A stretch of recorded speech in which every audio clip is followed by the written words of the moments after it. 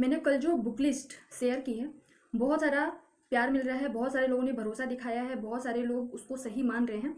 लेकिन कुछ लोगों के ऐसे कमेंट्स आ रहे हैं कि ल्यूसेंट के दम पे प्रीलिम्स क्लियर नहीं होता, अगर आपका क्लियर हो जाए तो ज़रूर बताना। तो किसी का आ रहा है यार ये स्टूडेंट्स को मिसगाइड कर रही हैं, तो किसी का आ रहा है कि आपने तो ओल्ड सिलेबस के अकॉर्डिंग बताया है, नए सिलेबस के अकॉर्डिंग सोर्स ही नहीं बताए हैं। तो यार पहले तो सबसे पहले आप लोग पूरी वीडियो देखा करो। मैंने 4 प्रीलिम्स क्लियर किए हैं, मैं बता दूँ आज सबको, फिर से बार बार नहीं बताऊंगी। 2020 के, 21 के, 22 के, और ये भी जो हाल ही में हुआ है 23 के, और 5वां करूंगी जब अभी 28 अप्रैल को होगा तब, ठीक है। तो अभी फिलहाल तो मैंने 4 ही किए हैं, और जो सोर्स मैंने बताए हैं लिटरली वही पढ़ के पहली बार से लेके अभी तक सिर्फ और सिर्फ उन्हीं बुक्स को मैंने फॉलो किया है। और जो एक्स्ट्रा पीडीएफ वगैरह मैं फॉलो की हूँ, जैसे यूनिट 7 के लिए वो निर्माण आईएएस वगैरह की, वो अलग अलग चीज़ें। बाकी उसके अलावा मैंने प्रैक्टिस बहुत की है। मैं जहाँ से भी मिलता था मुझे, टेलीग्राम में इधर उधर से जहाँ से भी मिलता था, मॉक टेस्ट खींच के लगाए हैं। और जो भी मुझे क्वेश्चन नहीं आता था उनके मैं सीधे फैक्ट लिखती थी, जो उनके एक्सप्लेनेशन होते थे उनके मैं नोट्स बना लेती थी, उनको किसी भी बुक में चिपका देती थी कि हाँ ये वाला फैक्ट नहीं आ रहा है, मैं रटो। सिर्फ उसी बुक को पढ़ा है, मेरा कॉन्फिडेंस इतना अच्छा रहता है हर बार प्री में, मतलब सिर्फ उसी कंटेंट को पढ़ के। और रही बात कि लोगों को मिसगाइड करने की, तो बच्चे जो आज पीएससी की या फिर किसी भी एग्जाम की तैयारी कर रहे हैं तो वो पागल नहीं है, ना ही उनको मिसगाइड कोई कर सकता है। खुद समझदार होते हैं, उनको खुद समझ आना चाहिए कि सामने वाला क्या बोल रहा है क्या नहीं बोल रहा है। मैं ना ही अपना कोर्स बेचने यहाँ पे आ रही हूँ, मैं ना ही कोई टीचर हूँ, ना ही मुझे कोई प्रॉफिट होगा कि आप लोगों को मैं कुछ भी आके बता दूंगी, ठीक है। मैं एक स्टूडेंट हूँ और एक स्ट्रगलर हूँ। मेरा क्या है, मेरे पास तो आज सरकारी नौकरी भी है, मैं चाहूँ तो अपना मेंस क्लियर करूँ, मतलब जब भी क्लियर होगा अपना पेपर दूँ, और कोई मतलब नहीं। बट मुझे शौक है, मुझे अच्छा लगता है कि मैं आप लोगों की हेल्प करूँ। मुझे अच्छा लगता है कि मैंने जिस तरीके से स्ट्रगल किया, आप सेल्फ स्टडी की, अपना अनुभव आप लोगों को बता सकूँ। बहुत सारे बच्चे होते हैं जो सेल्फ स्टडी करते हैं, जिनके पास ऑनलाइन कोर्स लेने तक के भी पैसे नहीं होते। इवन जिनके पास नई नई बुक्स, रोज जो बुक्स आ रही हैं, एडिशंस आ रहे हैं, पब्लिकेशंस आ रही हैं, उनको भी लेने के लिए पैसे नहीं होते। वो मैं देखती हूँ कई लोग होते हैं कि आज इस बुक का नाम लिया, इस बुक का रिव्यू दिया, बहुत अच्छा है, कल दूसरी बुक का रिव्यू दिया। मैं वो नहीं कर सकती हूँ। जो मैंने पढ़ा है मैं वही बताऊंगी। मैंने ल्यूसेन पढ़ के क्लियर किया है यार, तो मैं वही बताऊंगी। मैंने घटना चक्र के कुछ टॉपिक्स को ही पढ़ा है, सारे टॉपिक्स नहीं पढ़े, तो मैं वही बताऊंगी। मैं ये नहीं बोलूंगी कि घटना चक्र के सारे टॉपिक पढ़ो। मैंने ये भी नहीं बोला कि आपको सिर्फ ल्यूसेंट पर रिलाई करना है। मैंने ये बोला कि सबसे पहले आप ल्यूसेंट पढ़ो, ल्यूसेंट के फैक्ट अगर आए क्वेश्चन बन के तो वो गलत नहीं होनी चाहिए। ल्यूसेंट की थ्योरी पढ़ो, ल्यूसेंट के ऑब्जेक्टिव पढ़ो, फिर घटना चक्र लगाओ। बस इससे ज़्यादा नहीं करना है। इससे ज़्यादा अगर करना है तो आपको प्रैक्टिस करनी है, जहाँ से मिले टेस्ट सीरीज, पुराने टेस्ट में मिले, अभी के टेस्ट मिले, वो भी खरीदने नहीं है। क्योंकि मैं जो करती हूँ, मैंने टेस्ट सीरीज नहीं, मैं टेस्ट सीरीज वैसे नहीं लेती हूँ, लेती भी हूँ तो टेक्स्ट बुक करके एक आता है 399 में। मैं देखो सबसे सीधी बात है, कम से कम पैसे लगा के अच्छा से अच्छा कंटेंट लेने में या फिर परचेज करने में, मतलब मेरा ऐसा विश्वास है, और मैं वही चीज़ें आपको बताती हूँ। तो मैं महंगी महंगी टेस्ट सीरीज भी मैंने आज तक नहीं ली। रक्षा अकेडमी का एक बार मैंने लिया था 51 रुपये में, उसमें शायद 12 या 13 या 15 टेस्ट थे, वो मैंने लिए थे एक बार। और एक बार मैंने आनंद सुपर 100 के लिए थे 500 में। इससे महंगी मैंने टेस्ट सीरीज आज तक नहीं ली, बस 2 बार वो लिए थे। और हर बार आप क्या करती हो, तो क्या टेलीग्राम पे इतने टेस्ट आ जाते हैं फ्री ऑफ कॉस्ट कि अलग से लेने की जरूरत नहीं है। बस टेस्ट लगाओ, पढ़ो, लिमिटेड कंटेंट रखो, टेस्ट लगाओ, और जो ना बने उसको सीधे नोट डाउन कर लो। जितनी ज़्यादा प्रैक्टिस करोगे, प्रैक्टिस ऐसे मत करो कि तुम बस लगा रहे हो फिर उसके बाद भूल जाओ। उसको लगाने के बाद देखो कि हाँ क्या था लॉजिक इस क्वेश्चन में, क्या आंसर, क्यों आंसर इसका ये है। ये जो प्री एग्जाम है ना, 25% आपके पढ़ाई पे डिपेंड करेगा, आपके मेहनत पे डिपेंड करेगा 10% आपकी किस्मत पे डिपेंड करेगा, 5 to 10%। बाकी की जो 60% हो गया या फिर 65% हो गया ना, आपके यहाँ का गेम है, यहाँ का। जितना ज़्यादा आप कूल रहोगे, जितना ज़्यादा आप रिवीजन कर पाओगे, जितना ज़्यादा आप लिमिटेड कंटेंट रखोगे और उसी को बार बार पढ़ोगे, उतना ज़्यादा आपका कॉन्फिडेंस बिल्ड होगा, उतना ज़्यादा अच्छा कर पाओगे। मैं आपको यहाँ पे 4 लोगों को यहाँ पे बिठा के आपको दिखा सकती हूँ कि उन्होंने भरमार इतनी अच्छी अच्छी कोचिंग्स की हैं, कौटिल्य अकेडमी, आकार आईएएस, लेकिन नहीं निकल रहा है भाई प्री।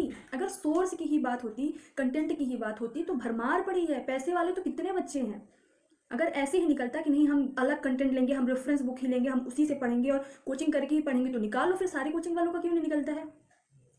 मैंने आज तक नहीं की प्रीलिम्स की कोचिंग, मेरा हर बार निकल रहा है।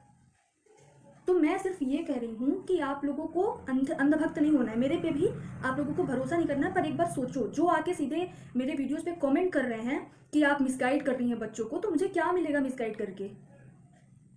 मैं तो खुद एक अपने आप को अभी से एज ए ऑफिसर सोचती हूँ कि मैं, हाँ, लोगों को, मेरा उद्देश्य ही है लोगों का हेल्प करना, और बस मैं वही कर रही हूँ। फिर आके अगर कोई कमेंट कर रहा है कि नहीं अरे एलिशन से नहीं निकलता है, आपका निकल जाए तो बताना, तो ऑब्वियसली है यार कि थोड़ा सा हर्ट होता है इंसान। तो अब जो आए तो प्लीज़ सोच समझ के आए। आप लोगों से मैं रिक्वेस्ट कर रही हूँ, जिनको फॉलो करना है करो, नहीं करना है मत देखो, पर फालतू की चीज़ें मत बोलो। अगर आप लोग भी पीएससी की प्रिपरेशन कर रहे हो तो एक ऐसा इंसान बनो कि सामने वाले को कुछ भी बुरा ना लगे। आपको नहीं विश्वास है तो मत करो ना। मेरा एक ही विश्वास है कि मैं जो पढ़ूं और उसको बार बार पढूं, उस बुक को इतने अच्छे से पढूं कि उस बुक से अगर कोई भी क्वेश्चन है वो मेरा गलत नहीं होना चाहिए। कोई भी बुक अच्छी है, कोई भी बुक खराब नहीं होती, कोई भी टीचर अच्छा है, कोई भी टीचर खराब नहीं होता। बात होती है विश्वास करने की और उसको अच्छे से फॉलो करने की, उसको शिद्दत से पढ़ने की। तो जो भी बुक लिस्ट आई है और उसके अलावा कि पीडीएफ वगैरह मैं दे रही हूँ। और हाँ, एक चीज़ और, मैंने बहुत सारे जो नए टॉपिक्स हैं उनकी अलग से पीडीएफ अभी भेज दी हूँ। और कोई भी अभी जो नए टॉपिक्स ऐड हुए हैं 15 से 20%, वो अभी उससे रिलेटेड कोई भी ऐसी बुक या नोट्स पर्टिकुलर नहीं आई हैं। ठीक है, आपको कंटेंट मिलेगा, अभी भी मिल रहा है, बट जैसे 200 पेजेस की हैं, उनमें से हमको उस 200 पेज में केवल 10 पेज की जरूरत है, छाट छाट के हमको नोट्स बनाने की जरूरत पड़ेगी। तो मैं ये कह रही हूँ, अगर 80% आपके पास ओल्ड सिलेबस है, लगभग 75 से 80% मान सकते हैं ओल्ड सिलेबस, क्या वो आपका कंप्लीट है?